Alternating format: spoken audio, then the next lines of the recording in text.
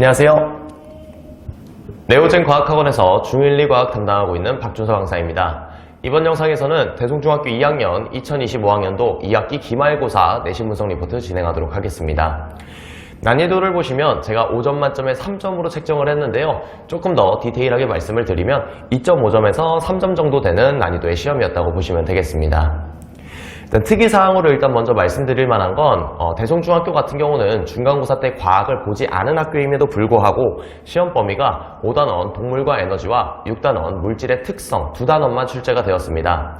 보통 중간고사를 보지 않은 학교들 같은 경우는 보통은 3단원 정도 그리고 많게는 4단원까지 시험 범위로 포함을 하는 경우가 있는데 대송중학교는 깔끔하게 5단원과 6단원으로 2단원만 출제가 되었다고 보시면 되겠습니다.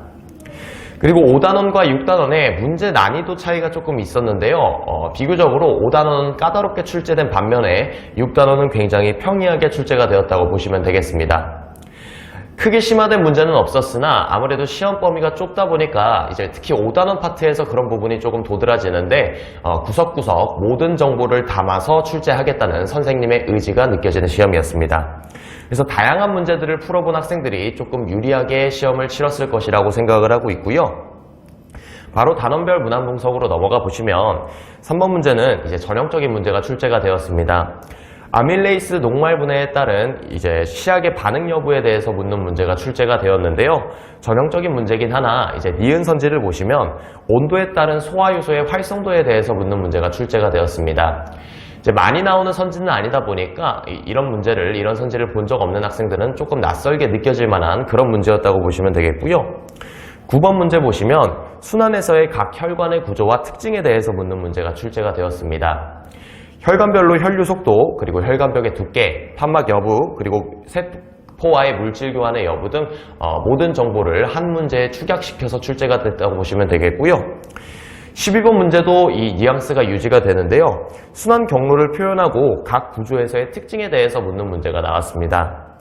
판막의 여부, 상대적인 혈압, 그리고 혈액의 이동 방향, 동맥혈, 정맥혈의 여부 등 이제 해당 문제 역시 모든 정보를 담으려고 노력하는 선생님의 의지가 보이는 문제였다고 보시면 되겠고요. 따라서 꼼꼼하게 공부를 해야지 맞출 수 있는 문제였다고 보시면 되겠습니다. 그 뒤로 이제 13번부터는 6단원 물질의 특성 파트에서 출제가 되었는데요.